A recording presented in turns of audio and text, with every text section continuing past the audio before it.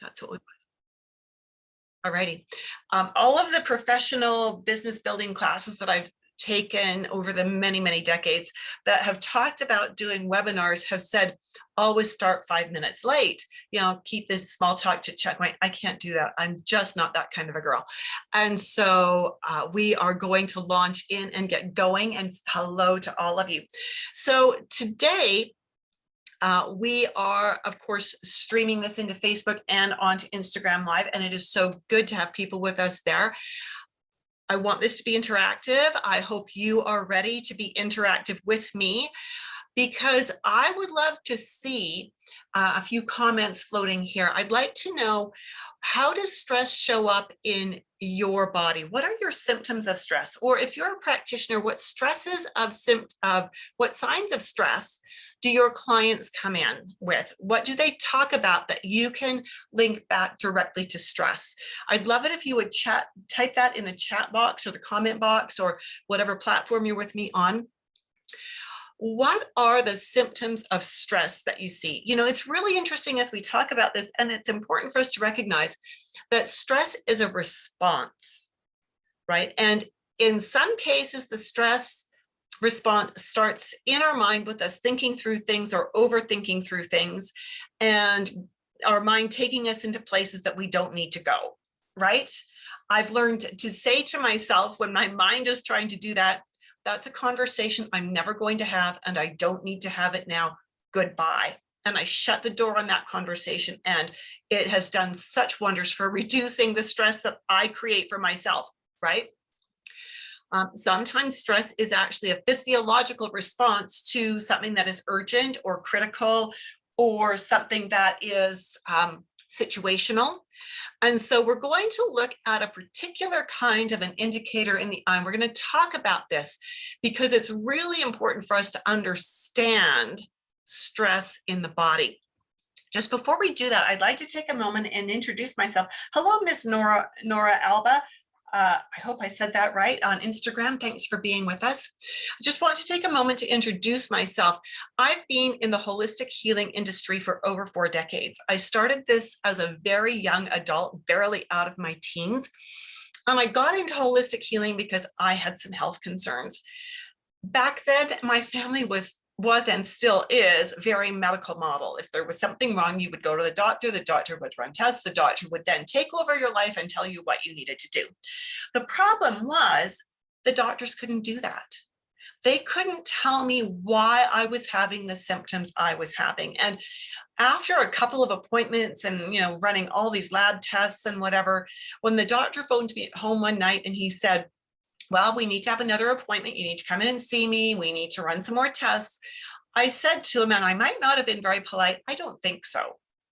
You haven't told me that you've even ruled anything out, let alone ruled anything in. And that tells me you're not going to find an answer. Thank you. Goodbye. Right. And then I was blessed to meet my husband, and in the time that we were dating, he was into herbs and into nutrition, and that's what got me started. And so I have been at this since 1979. I have written several books over the years. I've self-published and self-distributed books: Pregnancy Naturally, The Herbal Birth Kit Handbook, Healthy Kids Naturally, The Essential Guide to Nature Sunshine Products, Biokinesiology and Color Therapy Level 1 and 2. And my most recent book is the Confident Nutritionist Dynamic Iridology Textbook, which is the textbook that my students in my Iridology course use. I've also created and taught many courses over all of those years.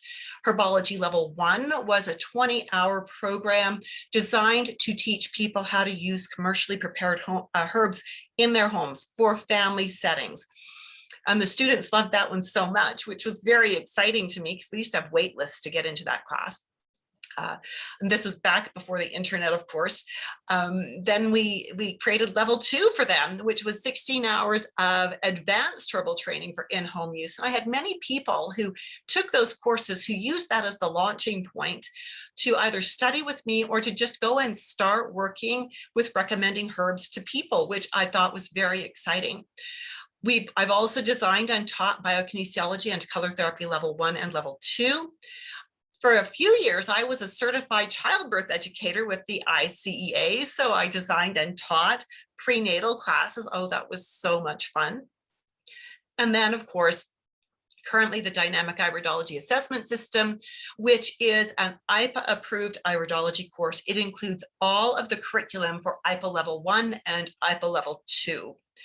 I'm going to invite you to stay with me to the very end because I want to give you just a few, like 2 minutes at most, introduction to the next go round of the dynamic iridology assessment system, which will be starting in September. So are you ready to look at some eyes? If you are ready to look at some eyes, give me a big fat yes in the comments box. And just while you're giving me that yes, because I can't move ahead if I don't have some interaction, right? On Thursday, a week from today at 12 noon Mountain Time, which is 1 hour later than what we started today, we will be doing an introductory webinar for the course that starts on September 9th. And I just see that there's a Q&A. Oh, okay. So Victoria, thank you so much for saying yes. And Mary, thank you for saying yes. I'm going to encourage you to use the chat box rather than the Q&A box, simply because I've got so many windows open on my screen that I don't always see the Q&A. And Miss Nora is saying yes. Thank you, Miss Nora. Thank you for that interaction. Excellent. All right, let's look at, oh, just before we move forward, here we go.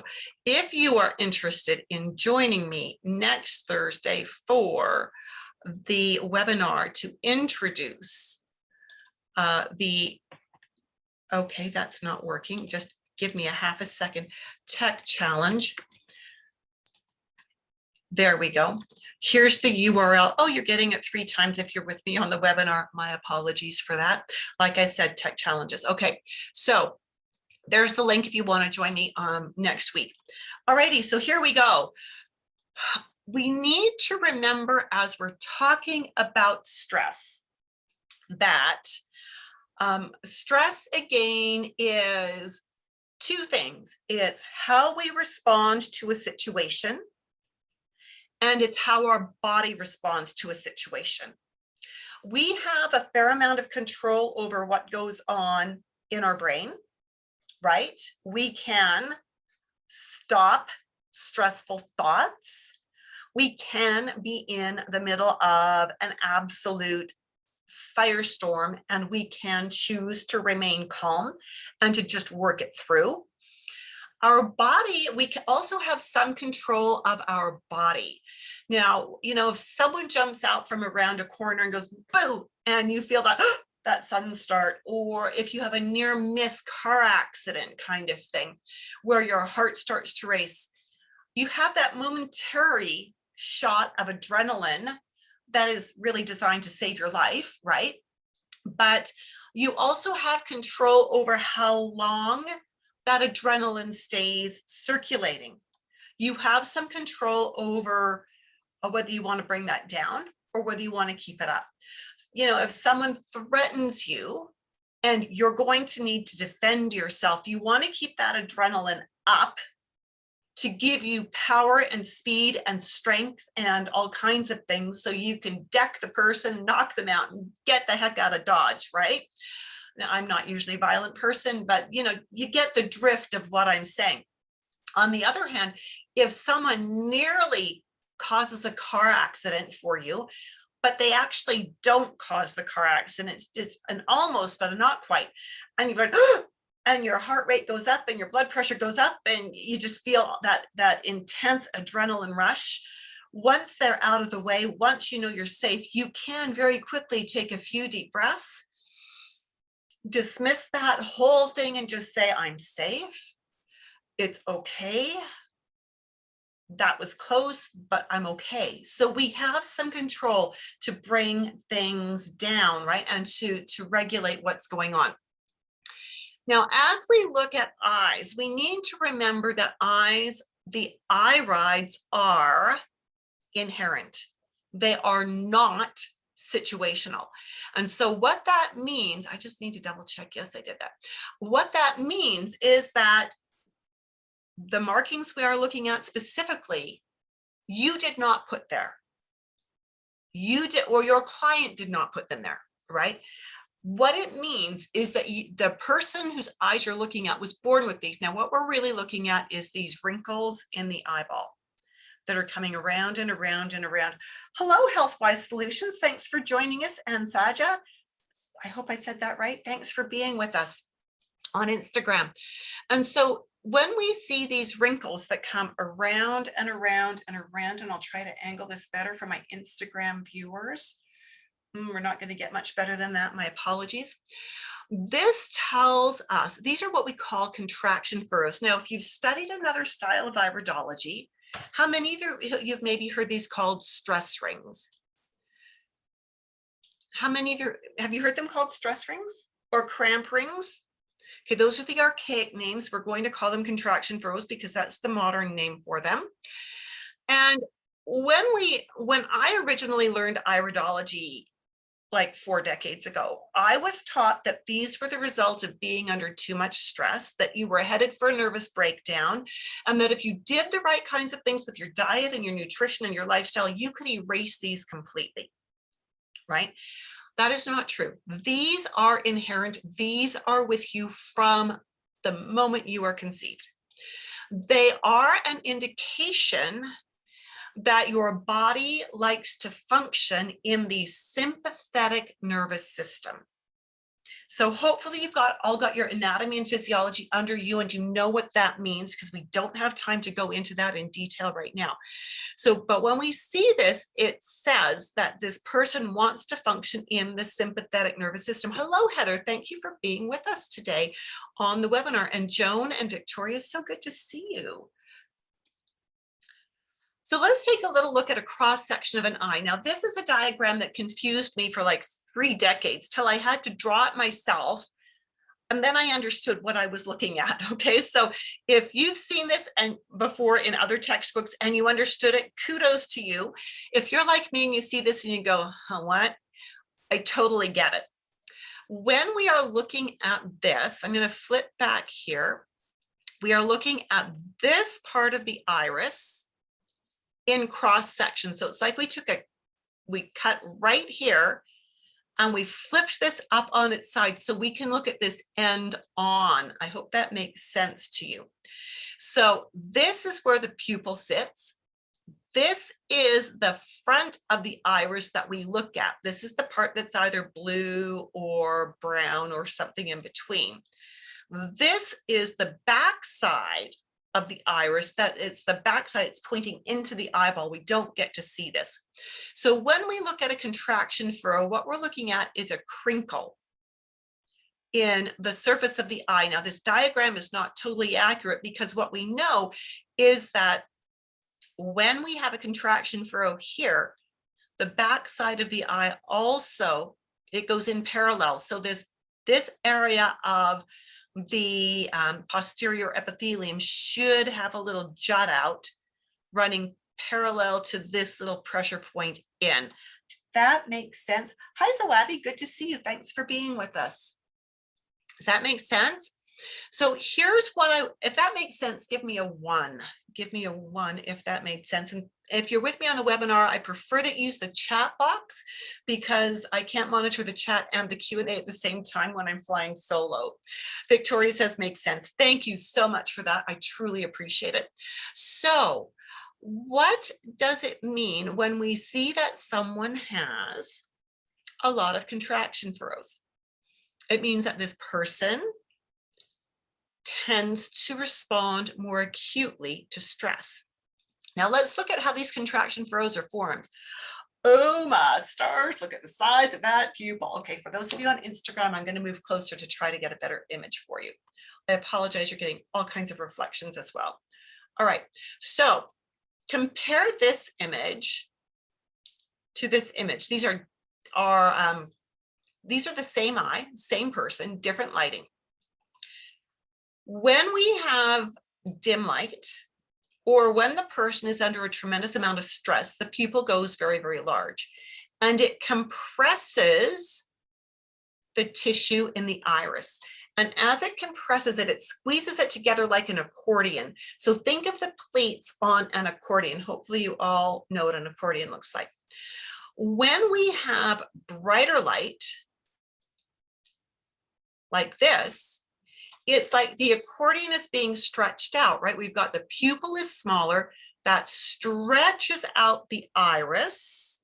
And that's like the accordion is being stretched out. So now those pleats are not as deep in the accordion. And that means the contraction furrows also appear to be less deep. Does that make sense? Give me a yes if that makes sense. So when we look at this image, this is actually one of my daughters, and she is not on drugs. She is quite high strung. She will make a mountain out of a molehill. It's interesting, she is a young adult now. And hello, Susan, I'm glad you've joined us. She's a young adult now. She works. And it's interesting. She gets home from work. She comes in the back door of our house, comes directly to my office. And so she comes in the back door of the house. And if my office door is open or she doesn't think I'm with a client, she'll knock gently and say, Mom, is this a good time?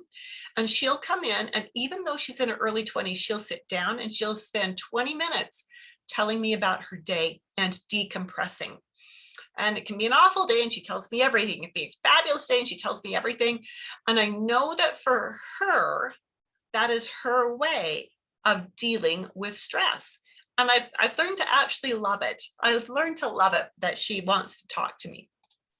Because teenagers don't always want to, but as a young adult, she does. So this is great. So this is the very, very same eye. We've reduced the light. We're just using side lighting. Now, this is a tip. How many of you are actually practicing iridologists and have a camera? If you've got a camera already, give me the word camera in the chat box. Give me the word camera in the chat box. So I'll give you a little photographic tip. All right, I'm not seeing anyone give me the word camera. Phone, okay, so phone's not going to work quite the same, Susan, because you don't have control over your lighting. And so when we're using a camera and we've got fixed lighting, we can switch. Hopefully you've got a camera with left-right switchable lighting. Iriscope, so HealthWise Solutions, Iriscope may or may not have adjustable lighting. Okay, the iriscopes I've seen typically don't. So when I'm talking about a camera, I'm talking about like a 24 megapixel camera with a proper lens and proper lighting for doing iris photos. A camera, okay, so when you have a camera, hopefully you've got the ability to do left, right, switchable, or both. So you can have both lights on or one or the other. In order to see contraction furrows well, you need to use only one light.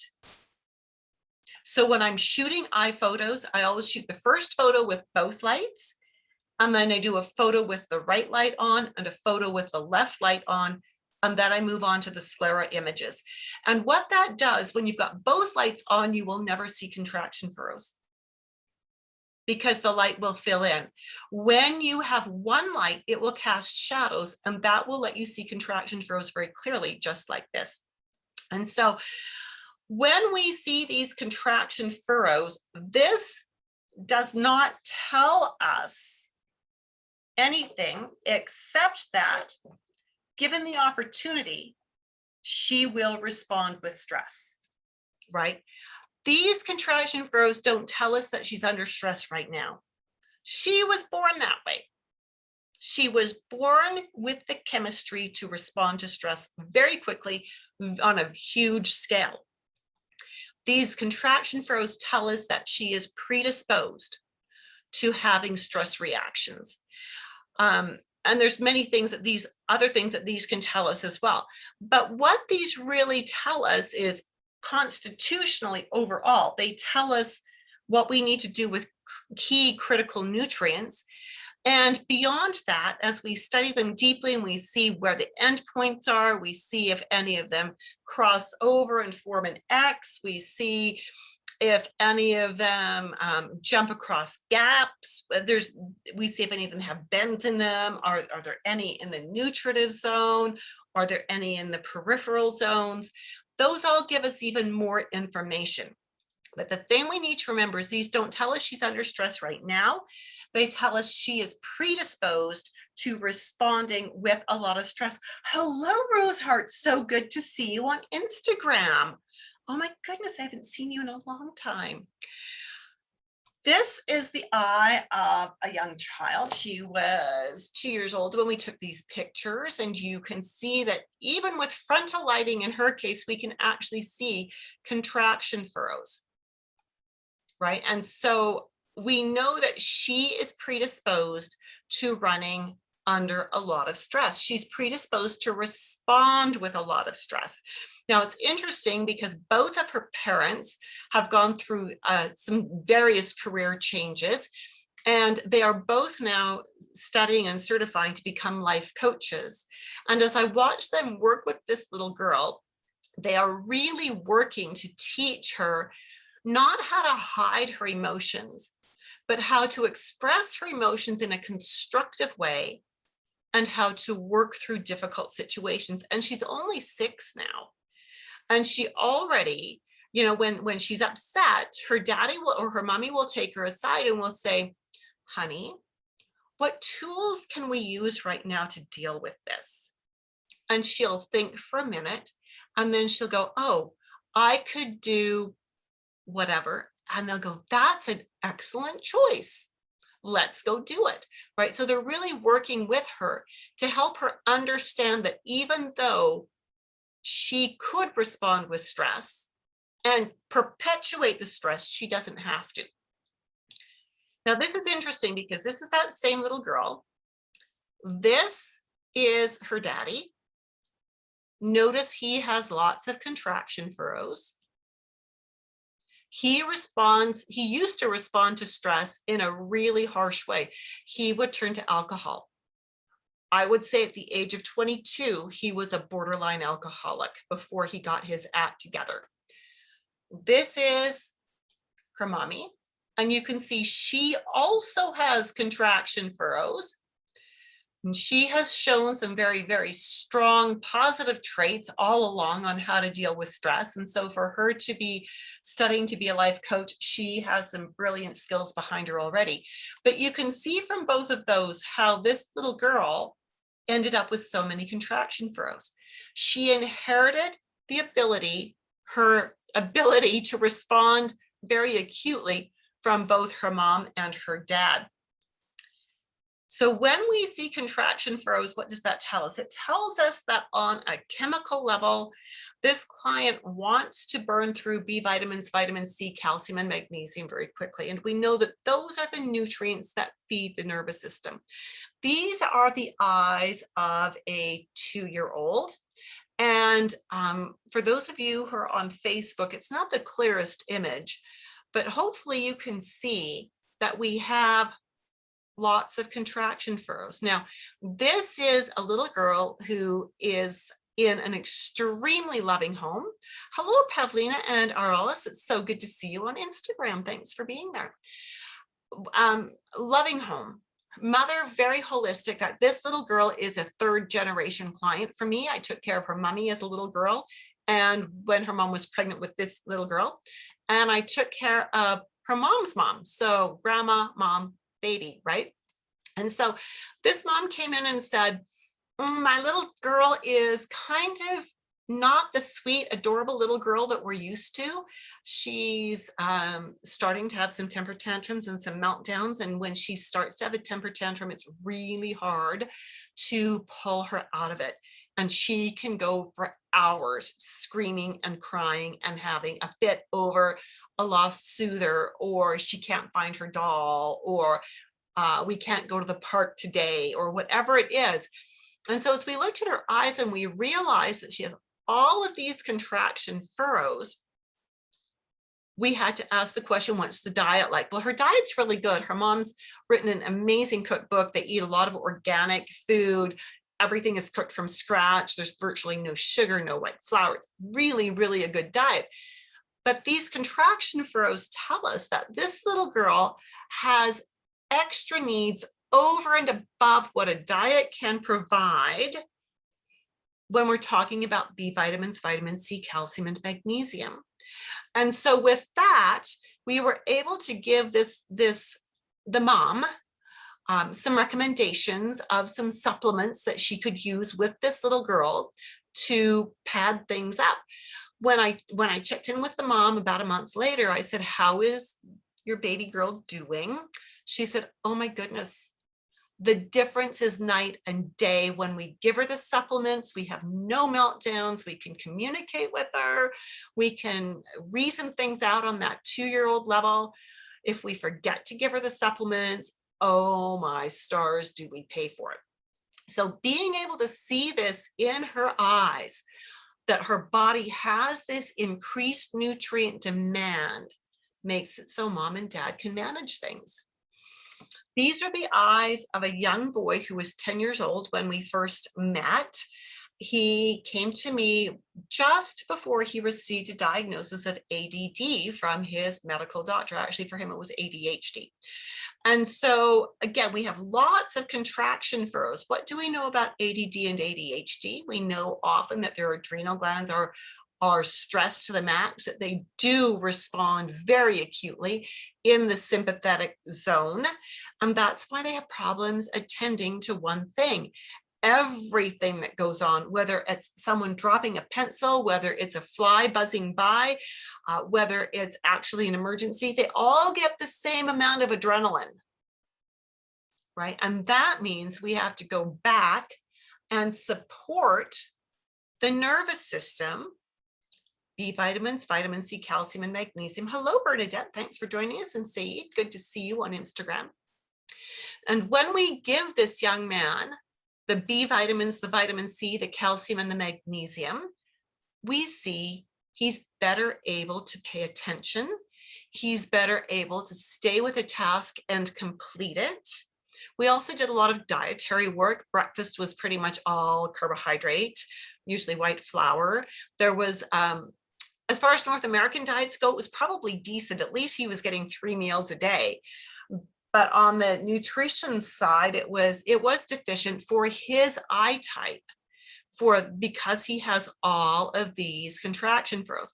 And as we corrected the diet, added some supplements, his parents were quite impressed with his improved ability to get his homework done and things like that. So they could see very clearly that he was improving. Here are the eyes of a 12-year-old boy. Again, we've got lots of contraction furrows. Now, this young man chose at quite a young age to be a vegetarian. His mother is absolutely brilliant. She said, "Sweetie, if you're going to be a vegetarian, so am I. I will do the research so we do this correctly." Now, that's really important for everybody.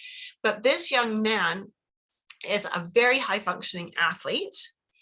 And he's also a top student. He often takes awards at school for the best student in various classes, science and math, well, everything, and for being, best all-around student, best academic athlete, kind of thing, that kind of stuff, right? So he has high nutrient demands because he's very physically active and very mentally active. And again, he has that ability to respond in that sympathetic nervous response zone. But because his mother is so amazing and diligent at making sure they're getting protein and they get their vegetables and they get almost no junk food, it's just brilliant. And he copes with everything very well. Now, this is his brother, who is 2 years younger. Same basic scenario. Very athletic, extremely smart, taking awards, high functioning on every level. And they are just, again, he could respond very acutely to any stress. But instead, what the parents do here is they give the boys space. So when the kids come home stressed because they've got so much homework, mom and dad have set up quiet spaces in the house for them to do their homework. And mom and dad will, even in junior high and senior high, will now, because the boys are now 16 and 14, mom and dad will often choose to sit with the boys in the same room when they're doing the homework, not to supervise, not to say you've got to keep working and get focused on this, but just to offer support. And if the kids are asking for, well, what do you think? Then mom and dad are there to offer an opinion, and just a brilliant setup to help these kids do well, supported by an amazing diet, an amazing diet. So I've never seen these boys, these are actually two of my grandsons, I've never seen them have a meltdown. When they're upset, they've got their space, they can go cool off, they can go for a run, they can go kick a soccer ball, they can go cuddle up with one of their dogs, they can do all kinds of things, and it brings their adrenaline back down. And I just love that they have so many different ways, including good nutrition. Here again, we have the eyes of a woman who had a diagnosis of MS. And so that's obviously a demyelination of the nerve sheaths in the nervous system. There's nothing in her eyes that tells us that was happening. There's nothing here to confirm that. But what we do know with her, again, she's a little bit on the overreactive side. When there's a crisis, she really falls apart. And we have to glue her back together. We have to reteach her tools and skills and get her back on track with her foods, because she's usually fallen off a healthy eating program. Again, we're going to go back to the same things: B vitamins, vitamin C, calcium, magnesium, right? And we can assess further how many layers of rings does she have? Where are the endpoints? Do any of them have unusual bends in them? Are any in the nutritive zone? Are any in the peripheral zone? Are any in the humoral zone? Because those all teach us different things about how her body will handle stress. And they also teach us different things about interruptions in nerve feed. Very important information. This is a 24-year-old Filipino fellow. And again, look at these contraction furrows.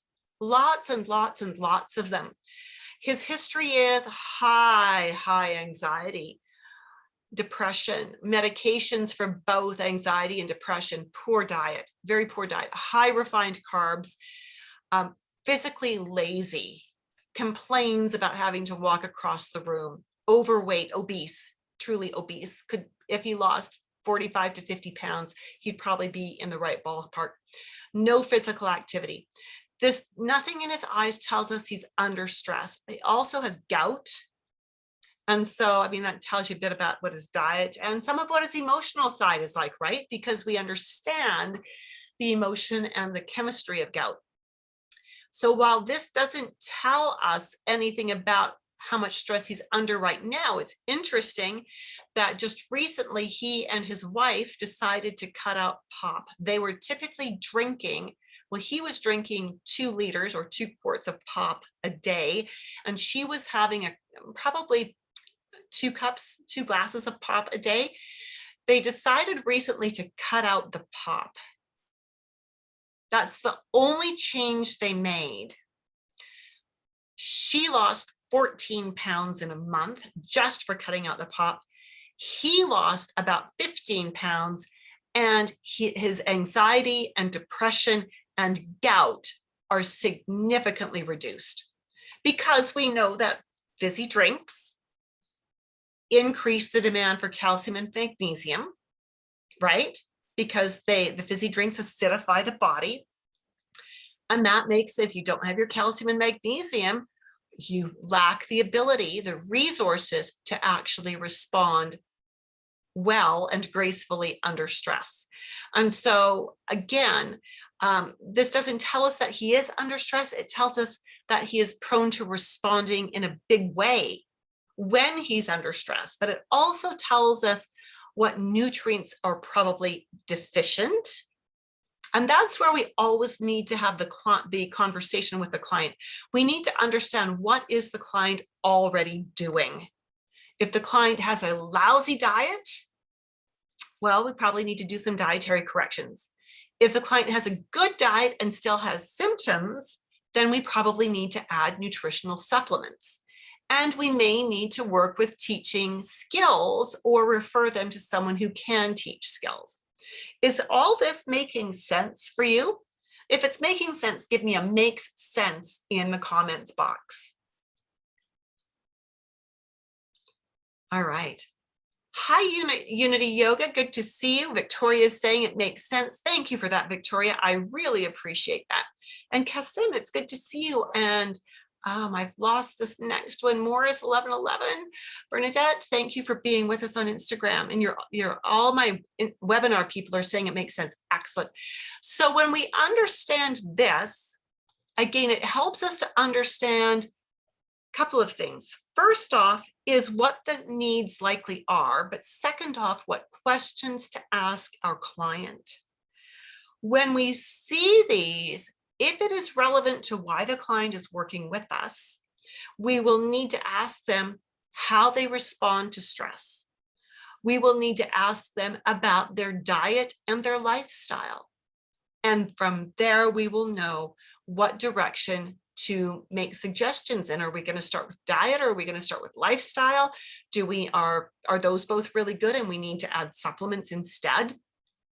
And so that's the beauty of doing constitutional iridology, is it doesn't give us the answers. It's not diagnostic. It's assessment. It's all about assessment, and it teaches us what questions to ask. All righty. So while just want to take a moment then to roll into a bit of information, short commercial break here for like 2 minutes. Introducing the dynamic iridology assessment system for holistic health practitioners. This is the only live, online, fully mentored course for nutritionists, herbalists, and naturopaths who want to streamline their clinical work without sacrificing client care.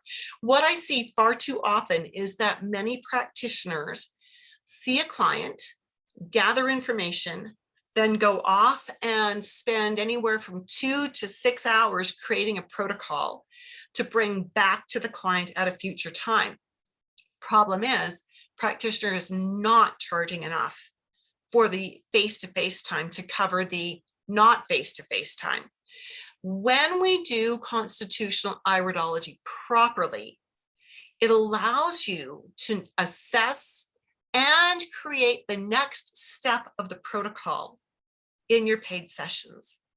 It will eliminate the need for you to do extra homework to create protocols. So in doing dynamic iridology, it's to help you stop working any unpaid overtime to develop your client programs. It's to help you stop overwhelming your clients. I guarantee you, if it took you 2 to 4 hours to create the protocol, it's going to overwhelm your client.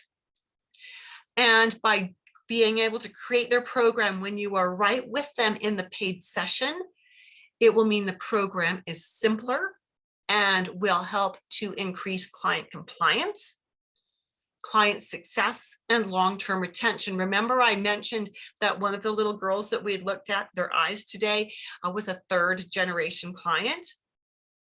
That's the kind of retention I'm talking about, right? So if you want to learn more than just iris markers, if you want to learn how the iris markers play off each other, and if you want to be mentored in learning iridology, not just be given some CDs to work through on your own, but actually have a teacher who will answer questions and give you extra opportunities for mentoring and for support, long-term support, then I'm going to invite you again to join me for the webinar that is happening a week from today on the 22nd, where I will share with you more information about the course. I'll share with you who it's for, what's included, how it will benefit you and your clients, what are the tuition options, how much support do you get, how long does that support last? So for those of you who are with me on Instagram or on Facebook, the URL that you will go to, and I will try to post this in the comments later on today, is tinyurl.com/uppercase I, uppercase E -2021-July-22nd. Okay, so the hard part is https://tinyurl.com/IE dash, and then it's just the date 2021-July-22nd. So again, for those of you who are with me in the webinar today, I'm going to pop this down here to shoot out to you. And if you have registered for the webinar, you will also receive a replay of this webinar today, and you can pull that registration link out of there. So again, I'm inviting you to join me next Thursday. We will have another one of these free trainings at 11 a.m. followed at 12 noon by the introductory webinar. And yeah, with that, that's what I've got for you today. Thank you so much for being with me. Trying to get video back. We have audio still. Trying to get video back. Heather, when did you lose video? Because it is still sharing out to Facebook. So I know the video is working, and the video will be on the recording as well. After sending the last text. Oh, Heather, that is strange. I think that might be something that's on your side of things somehow, because nobody else has mentioned that they lost audio, probably. Yeah, I hate it when text, it does that to me. Miss Nora, thank you for being with us today. Okay, I think we've solved the world's problems one more time. Heather, again, you can pull this off the recording link when you receive it on Saturday. And I look forward to seeing you again next week. Take good care, and we'll see you hopefully for a couple of hours next week. Bye for now, everyone.